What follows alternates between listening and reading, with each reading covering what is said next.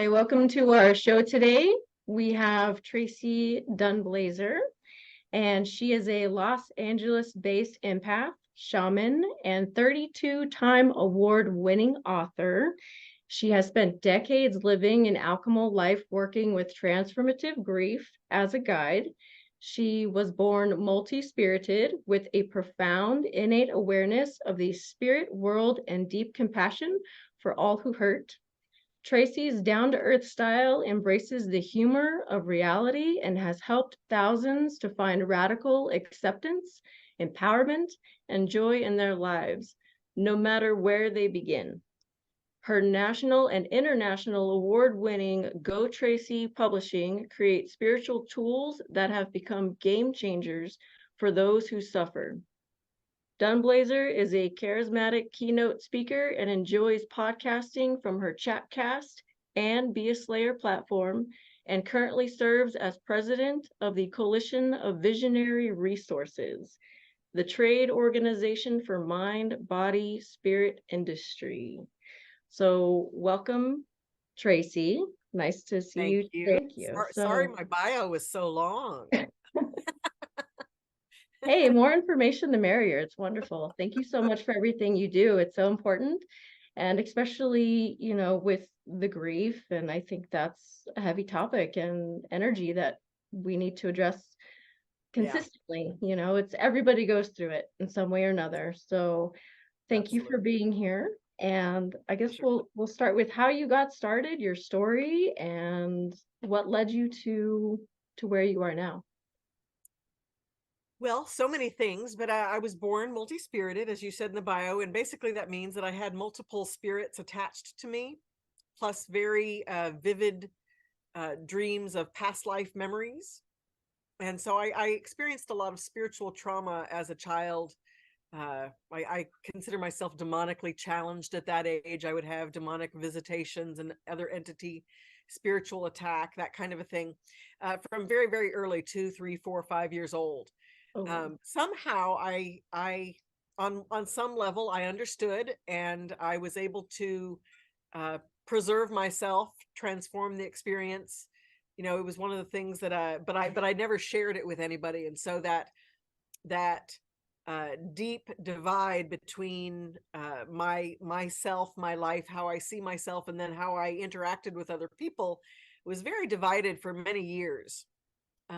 And so it was that process of integration that gave me all the stories to tell. And I'm not going to say it inspired me to work with other people, because I never once considered doing this work for a living. It was other people.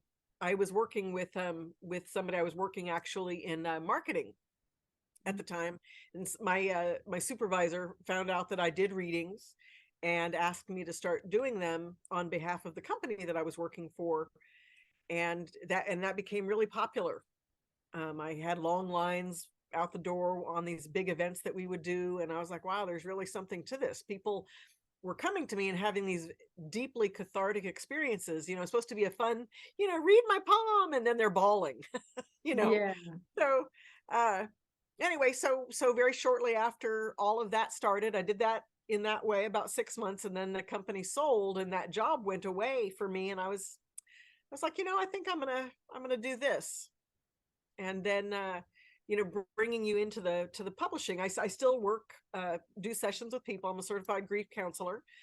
I do soul retrieval and recapitulation. There's a lot of different techniques to use, past life readings and sessions. But sorry. I was right there, and then I was just, my mind went blank, like, oh, pretty shiny thing. How I got, so I had a dream. That I was at a hotel that was right across from the Taj Mahal. I still don't know how that fits in, but in the dream, I was an author, and I got a phone call from my publisher talking about my next book. And I was like, okay, well, yeah, why not? Me and my friends would always make fun of when we write a book, blah, blah, blah. Anyway, so inevitably, once I think things really shifted for me after my last parental figure died. There was this whole other level of freedom. Mm. And I think it's, I don't know. I think that as young people, and especially when you're psychic, and then there's a lot more freedom today for kids growing up in this world today. But before, there's this deep connection between the illusion of mental illness and spirituality. And, I never really wanted to tell anybody. And of course, my mom knew that I was psychic, and she knew I was special. That's what the kids called it in the day. But so it was that her leaving the planet freed me on a whole other level I would have never guessed. And like whatever her connections to that, I think when she took them with her, I was free to write. So I've got 10 books out at this point. I have a GoTracee Publishing, which you talked about. And that's my story in a nutshell. Okay. And how was it growing up with those experiences? I know that your experiences started when you were 2 or 3, but how was that going through school and high school? What was that like for you? Well, I don't know that I can say it was lonely per se, but it was definitely I was definitely divided, because during the day I didn't have an understanding or alignment with other kids my age for the most part, because I was having these other deeper experiences that they couldn't really understand. So I didn't really speak of them, and it pushed me to take on many more leadership roles. So I ran for president of everything, and it was a way that I could legitimately skip school and feel useful, feel connected, but not have the continual sting of the frustration of talking about my personal story. I feel like I created a separate story that other people could align with. And so and then I cried myself to sleep pretty much every night. Mm. I'm an empath, and that was always that processing that trauma, working through the images that would come, feeling Mm. everybody else's pain. Those were things that that was another part of it, that of the story, that I didn't really share with people at that time. So Yeah. I would be woo all day, cheerleader all day, and then bawl my little eyes out until I fell asleep, and then get up and do it again. Yeah. What age or when did you realize that you had that gift? Well, I always understood. It was always a part of me, and I always understood it. Mm. um I think that the connection between who I am and that other people aren't that way. So this is how I am, and I assumed that other people were that way. Mm. Um, and I still assume that other people are that way. It's different levels, I guess, of awareness or choice for it.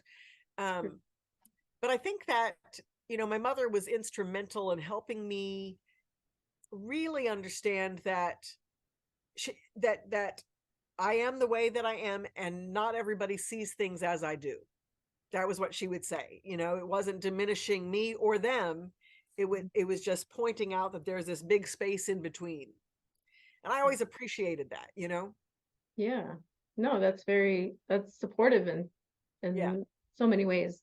And short, she she Yeah. was very, very uh she wasn't soft spoken, but she didn't have a lot to say about things, which I think I was always hurt by that, because I took it as, on some level, as like I'm not valuable enough or important enough to spend.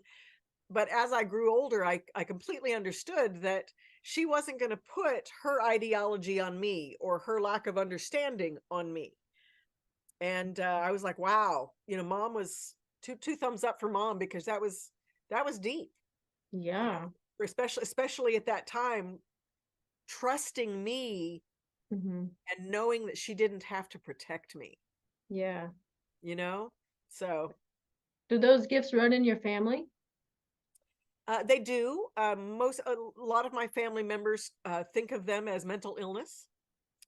my grandfather died in an asylum in 1956, and I had another grandmother from my father's side. My father was very deeply intuitive and spiritual, but he died very early. I was 12 when he died.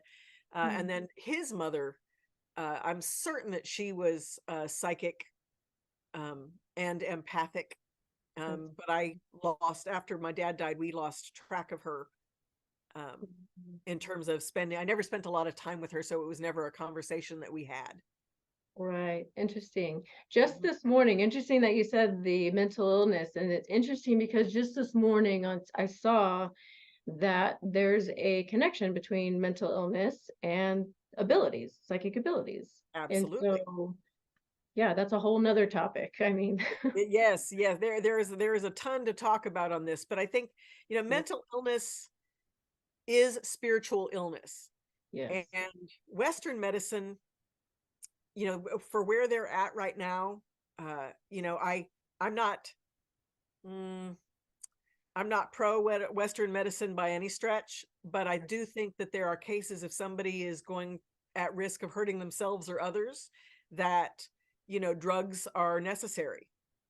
And we're it is a part of our ascension process as human beings that we begin to transform and transcend, and that brings on bouts of depression and bouts of anxiety, or sometimes even chronic anxiety and chronic depression.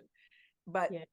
both of those processes that we as humans go through, I think, are intended on a deeper level to bring us a new level of awareness. Right. And so at some point, whether it's in this life or another, you're going to have to sit aside the medication and start going with the flow of the energy and information that's coming in those deeply sacred times. Right. Right. Because not only are we upgrading, but we're also deconstructing those old programs. And so Yes, that's what can be tiring and draining. absolutely. And that's what causes the chronic anxiety and the I cried every day of my life until I was 50. I knew that I would eventually unseat the burdens that I carried with me, but crying just became grief became a natural part of my everyday living. And I embraced it. Like, I appreciate it. Right. There's so much power and beauty in that. So thank you. And so what led you to write your first book? Tell us about your first book that you released. So, so the first book turned out to be the first two books. The first book, the manuscript was almost 500 pages. And I was like, this is not going to work. There's a formula for nonfiction. People don't really like over 180 to 200 pages. And so anyway, so I split the book in half, and it became Master Your Inner World and Heal Your Soul History. And the angle of actually Jane Overland, in fact, Jane Overland was the character that was the call that I received to write the book 15 years prior to that. I wrote her into the first book. But my first book was it was basically the story of the guides that had walked with me on my journey over probably several thousand years. But it was my relationship to them today, the experiences that I had, and then kind of a how-to back and forth about understanding about being haunted, understanding the multidimensional world, how we participate with it. I use the word, it's called the Demon Slayer's Handbook series. It's a series of 3 books. And I really wanted to, when you use the D word, people get freaked out. And there are so many lay people, just people who aren't necessarily into metaphysics, but they're having these spiritual experiences. And as you know, you're in New Mexico. There's a huge Catholic contingent there, and there are a lot of entities that are. It's a relationship that doesn't empower you to recognize that you have the power in the situation. So my first 2 books, dealing with the multidimensional world, and then the second one, Heal Your Soul History, which was about processing out past timelines, past lives, and working through the suffering that I was unable to in those lives because those lives were cut short. Right. So I talk about 5 different lives that I lived and channeled the story and then did the how-to and then my personal relationship to it. Oh, I love that. Yeah. I love that. So it was kind of like your interpersonal world, your spiritual world, and then the third book, which is the last book of that series called Conquer Your Karmic Relationships, helps people to take the understanding of that patterning and bring it to a global and cosmic level, like how we understand culture, society, uh, how the planet, how we interact with the planet, how we deal with other people and species, which we are just learning to acknowledge, right? That there are other beings in the cosmos. So I Right. talk about all of those, and then the different ways in which a human being, all the tools that we have to access that information, and that's what the third book is about. Wonderful. I love that you share your personal story as well as a how-to. I think that's so important because, Yeah, we all mirror each other, right? we So do. it's whatever's going to help you is going to help someone else. So Absolutely, thank you. absolutely. And what other books do you have out there? Well, I am so excited to share with you. So I have a new I want to say set, but it's a series. It's called Your Crystal Allies, Oh, and there are 3 different books, and each book contains 12 12 crystals that we focus on. For one is for working with trauma and navigating change. One is for making money and managing resources. And then one is for giving, receiving, and connecting with the cosmos. So it's your relationship to everything else and yourself. yeah. And then this is the fun part. This is your Crystal Allies 44 Sacred Altar Cards and Oracle set. And this has the 40 cards of the 40 cards of the book in an altar card form. Ah, So, like, here's opportunities. This is Bumblebee Jasper. yes, I love it. And so it's an oracle set as well. So you can pull a card and get an oracle reading, or you can work with the energy of the stone by leaving this on your altar all day, all night, all week, whatever, however you want to work with it. You set an intention, you ask a question, and then you work with the energy of the stone. Right. Right. So So quick question. So I know that stones are very powerful if you put them under your pillow. Would that be the same thing as putting your card under your pillow if you sleep and would absolutely. okay, so you could use it that way? So quartz crystal, the Earth's crust is made up of almost 20% of quartz crystal. So at any given time, we human beings are connecting with the power of that energy. We have Right. access to it, and we have access to it telepathically over time and space. You Mhm. don't have to, you can have a stone with you, but you don't have to have the stone with you. Right. And uh, like this is chrysocolla. This is made of Mhm. 3, and sometimes this one has 4 different minerals in it. And as you connect to this is a very um, heart opening and connective stone to help you understand why people do what they do. Right. So you would take this card and you can do whatever kind of ritual you would like. I'm an altar builder, so I like to create an altar and set an intention or ask a question. And then, over time, through mindfulness, I become aware of the messages that the stone has for me. But Right. this is a stone you could, like, if say things are going in your life not how you expected and not how you wanted, this can help connect why things are happening the way they are and why it's valuable. Mhm. Right? Everything happens,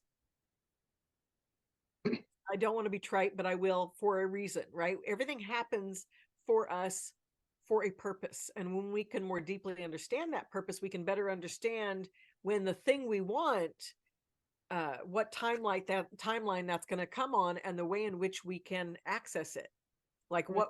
what we need to do next to be on that path to have that thing. Right. So will Right. it assist in recognizing any blocks that one might have? Exactly. Okay. Exactly. Or sometimes understanding, we deal with people. We have our family. Those are our karmic relationships that we don't necessarily get a choice in, but we get a choice in how we relate to them.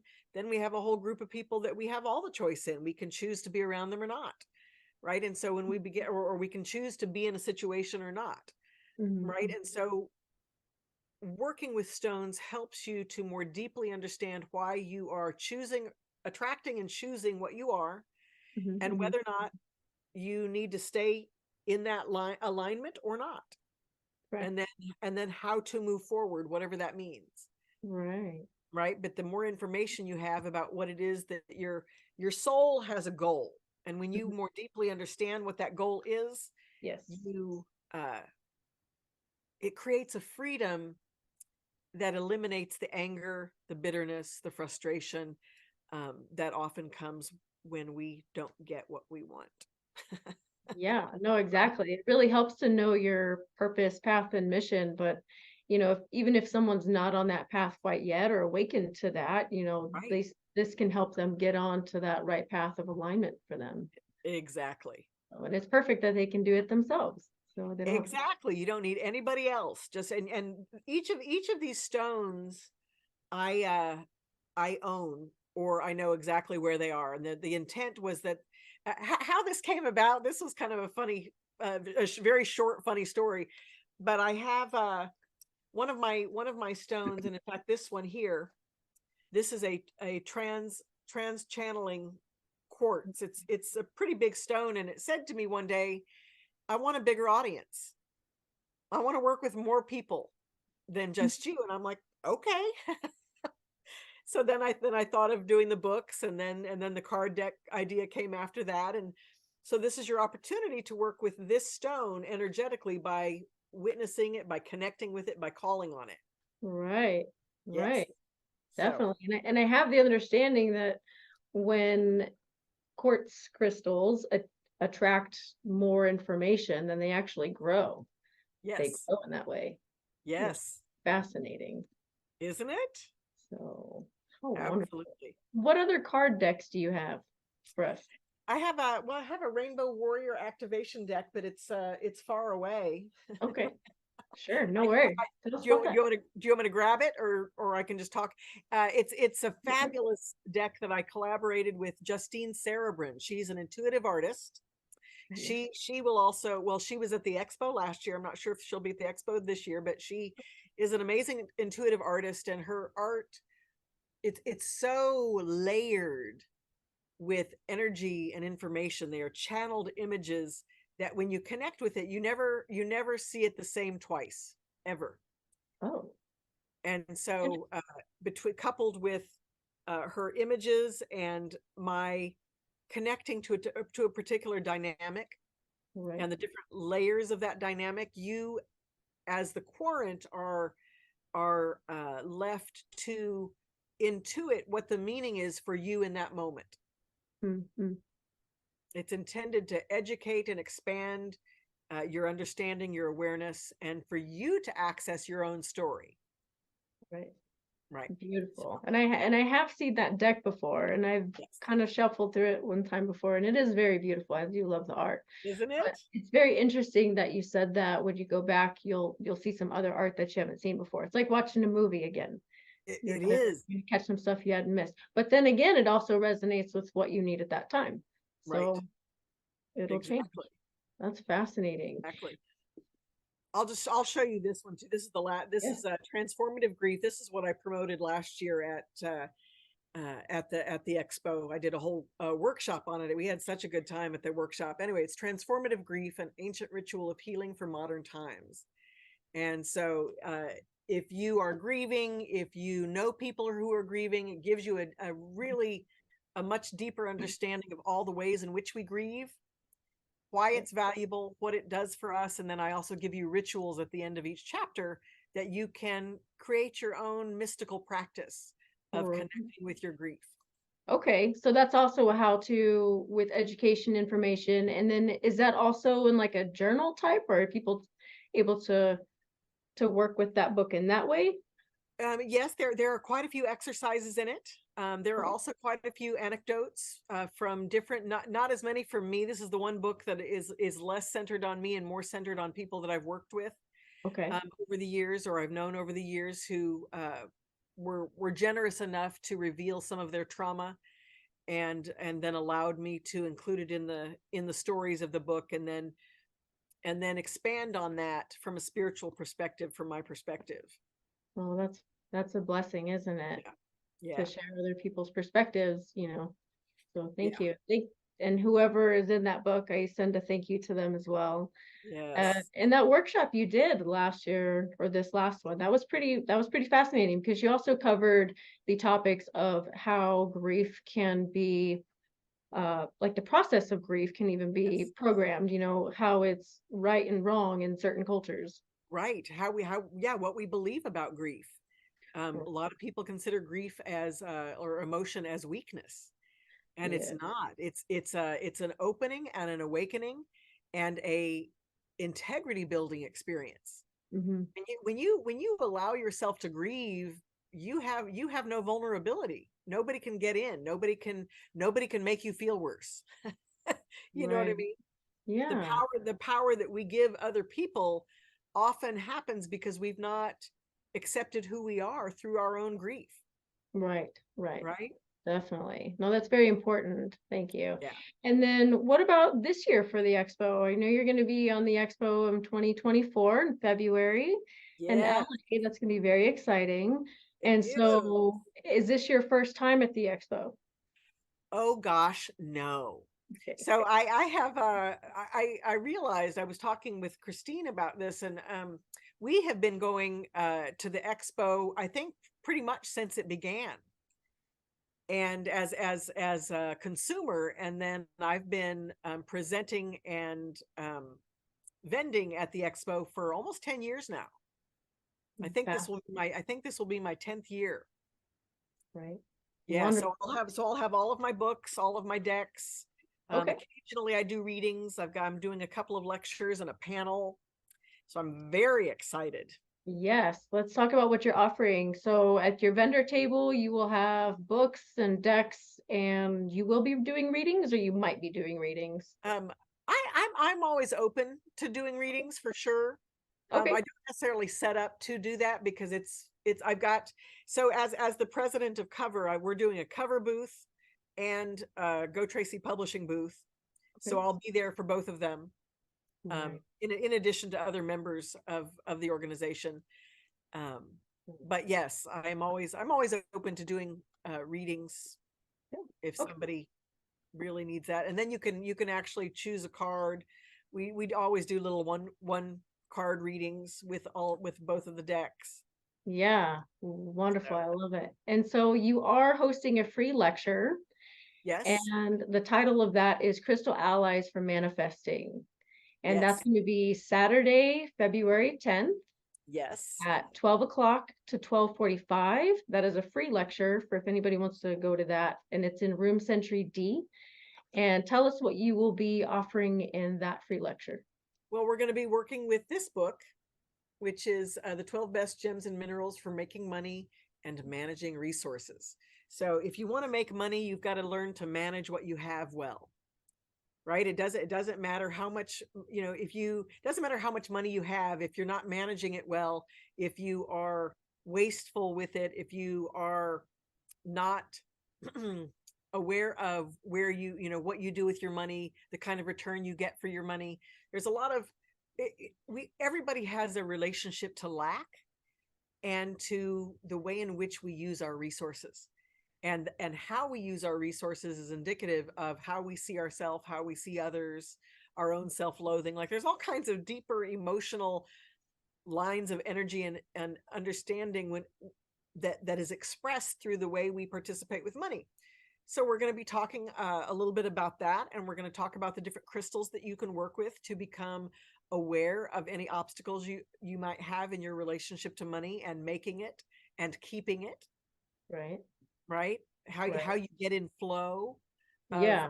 not just money. They, of course, you've heard 1,000 times, you know, how many times somebody's won $1 million or millions of dollars from the lotto, and then within, you know, 2, 3, 4 years, they're broke again.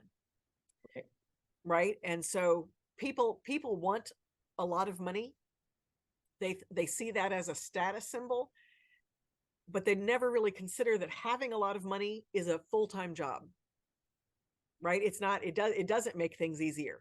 It makes them much more complicated. It also, you know, makes you a target. You know, it does, money does a lot of things. It can help some, but you've got to be really centered in who you are and your relationship to money and your ideals around money. Because anytime you begin to make money, all of that will be revealed, and you will either be prepared or not. Right. It's all about the respect and responsibility for money. Yes, And exactly. so will that also address anybody who might have that conditioning with money, that might have any blocks there as well? Of course. Okay.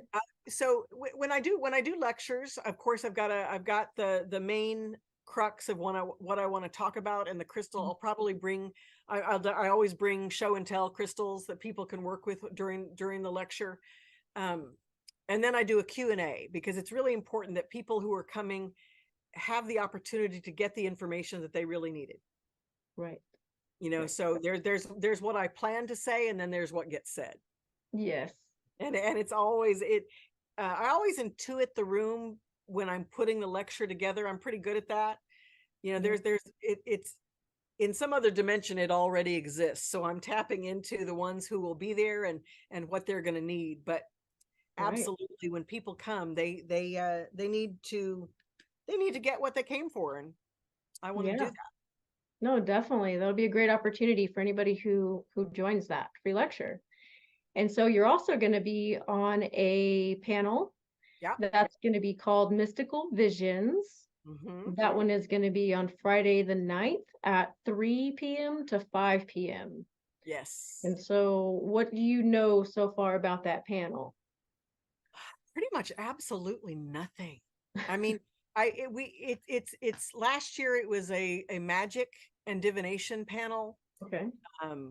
So it is always about how you access the other dimensions of energy, and always we end up talking about tools that you use, crystals, cards, pendulum. You know, we got into a huge conversation last year about Ouija boards and whether or not they're evil. And anyway, it's a great opportunity to get any questions you have answered. There's always a wide array of people with different philosophies and belief systems that are, you know, there to talk to you about what it means and what it is. For me, I'm a solitary practitioner. I don't follow any one path. I am very witchy. You know, I also connect to deeply to many African religions and Santeria, and you know, I'm definitely multicultural in my beliefs. Native thinking, native tribes, Lakota specifically. So I have a lot of connection to multicultures, and I believe that we all connect in to certain things, and I think that we deserve to have the freedom to do that without judgment. Yes. So it's when you see all these people living their lives so fully in whatever pantheon, like I'm the only one that's like that. Over the last few years, everyone else has had a specific path that they follow. Okay. I understand a little bit of each path, and so we're all represented essentially. So that makes the panel a really interesting experience to witness and to participate in. Yeah, it's going to be a great discussion. I love that everyone has their own history and background and beliefs, and that they're able to share that authenticity. That's what's important. Absolutely. And Without so, judgment. I yes. want to say that, because I think it's one thing to not judge, but the truth is we are all people, and we all judge on some level for some things. And so to witness a group of professionals who show you what it's like to disagree but not judge. Right.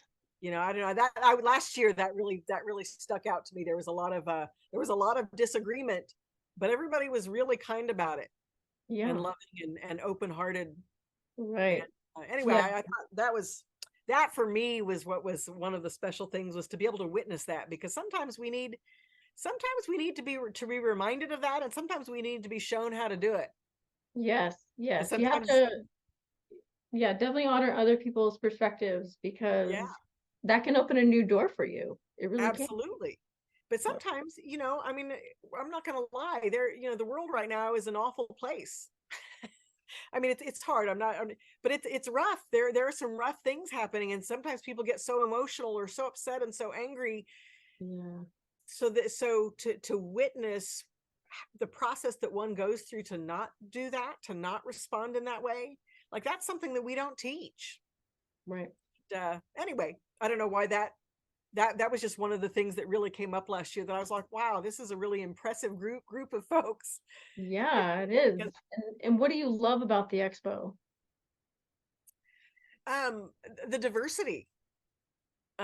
diversity in spiritual paths, the freedom that people have to be exactly who they are, how they are, and why they are.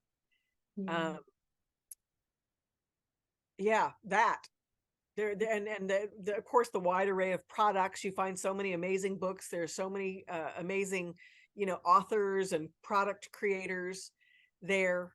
Um, it's awesome to see that level of creativity, and then the success that people have gleaned for themselves through their life path. It's inspiring for Yes. whatever level you're at.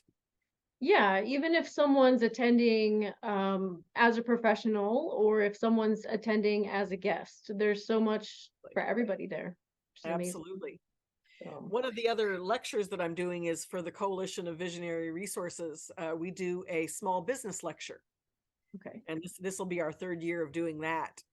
Um, and there's so many people that come to the expo who want to start a mind, body, spirit business, and they don't really know how to go about doing it.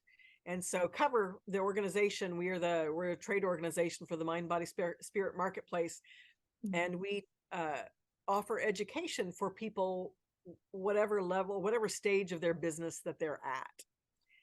And so we always talk about small business. We always have 2 or 3 members join me in the lecture, and people can ask questions about how they want to get started, or how they want to, amplify or move forward, expand their business. So it's Yeah. it's a good Well, lecture as well. well, that's great. And how can people reach you on your website do you have one or two websites? I have 2 websites. Okay. The first one is TraceeDunblazier.com, which is TraceeDunblazier.com. And then there's GoTraceePublishing.com, which is also beaslayer.com. And then I do have a new podcast coming out, or which, well, it will be out in January. It's called Be a Slayer podcast, and we're going to talk about we're going to reveal all the taboos that people have about certain topics, or topics that are difficult to talk about. We're going to talk about racism, sexuality, book banning, all of these different spirituality, relationships. We're going to talk about uh, things in an honest way, so that people can get used to talking about things that bring up internal conflict in a peaceful way. That's the purpose. Oh, I love that. That's how you get to be a slayer. Yeah. Just put it out on the table and unpack it, Exactly. right? Unpack it. Yeah. Exactly. And what can we find from your websites? Well, TraceeDunblazier.com tells you, it will tell you everything that I do. It has links to both of my podcasts.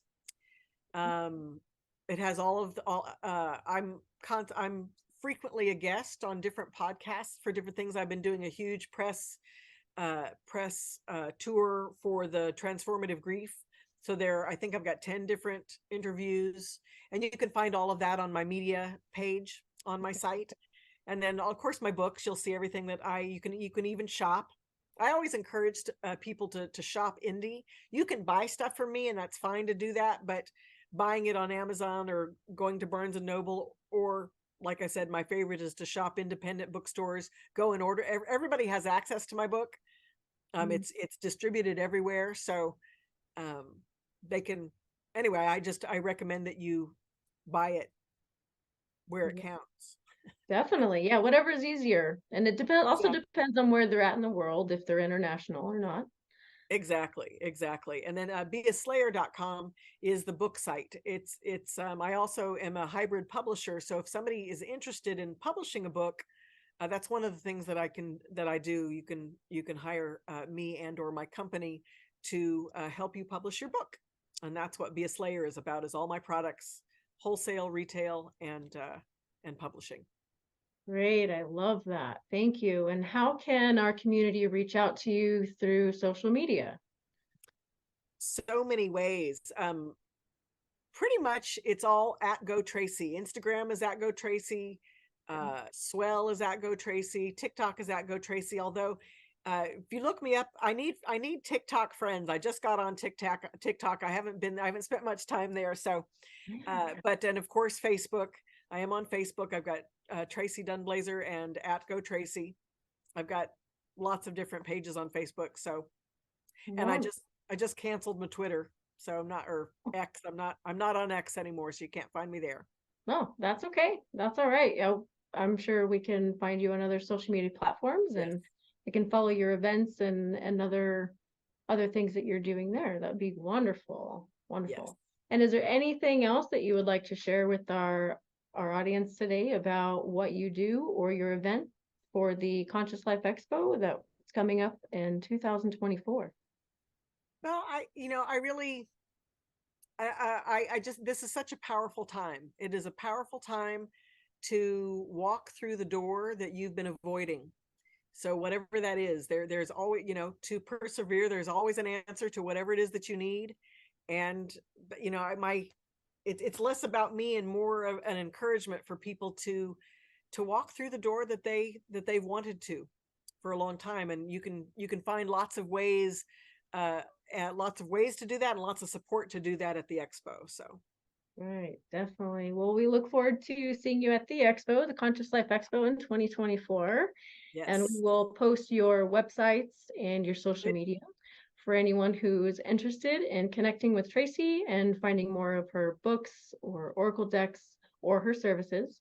Yeah. So, and do you have any last messages for anybody who has not gone to the Expo? Is there any special messages for them today? Yeah, wear comfortable shoes. It is a long day. It is fun, but it can be really overwhelming, because it's always packed with people and there's so much to look at all the time. Right. Just go, be relaxed, and you really want to go for the whole weekend because there's so much to see. True. If you can go for the whole weekend, you want to do that because there are so many things to see. There's so many, you can have all kinds of readings and massages and healings, and there's all kinds of stuff to buy. So you want to go prepared to do all of that.